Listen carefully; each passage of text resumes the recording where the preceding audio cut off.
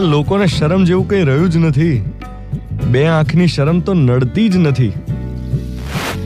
વાત છે એક ઘરના ગ્રેન્ડસનની.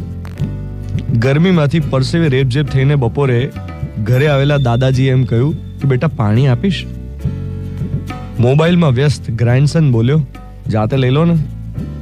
મમ્મીએ કહ્યું છે બધાએ પોતાનું કામ જાતે કરવું જોઈએ.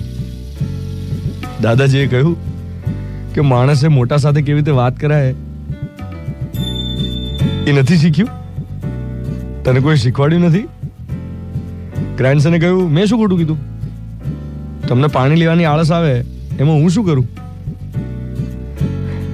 સંવાદોમાં જ્યારે વિનમ્રતા ખૂટવા લાગે ત્યારે ઉગ્રતાને પ્રવેશતા વાર નથી લાગતી.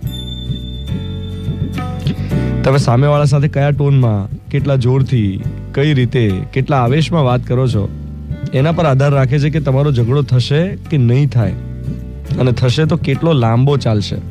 બધો આધાર છે તમારા છેલ્લા સેન્ટેન્સ પર, તમારા છેલ્લા વાક્ય પર. તમે ખેંચવા માંગો તો ખેંચાય, તમે છોડવા માંગો તો છૂટે. બધું તમારી વિનમ્રતા પર આધારિત છે. દુનિયાનો દરેક ઝઘડો વિનમ્ર બનીને પૂરો કરી શકાય,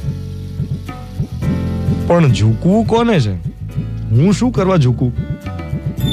રસ્તા પર કોઈ રોંગ સાઈડ લેતો હોય ને એને તમે માન લો કે ટોકો તો વળતો જવાબ મળે કે તું તારું કામ કર ને. અરે પણ સામેવાળાની ઉંમરનો તો વિચાર કરો. કોઈ બસમાં કોઈ ઘરડા આંટી હોય, એમને જગ્યા ન આપનાર ઉદ્ધત લોકોની કમી નથી.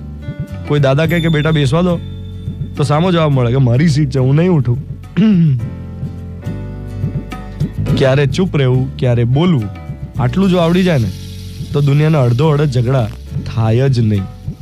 તમે ખેંચવા માંગો તો ખેંચાય, તમે છોડવા માંગો તો છૂટે. 7 વાગે ને 10 મિનિટ. મિર્ચી 98.3 પર હું છું ધ્વનિત.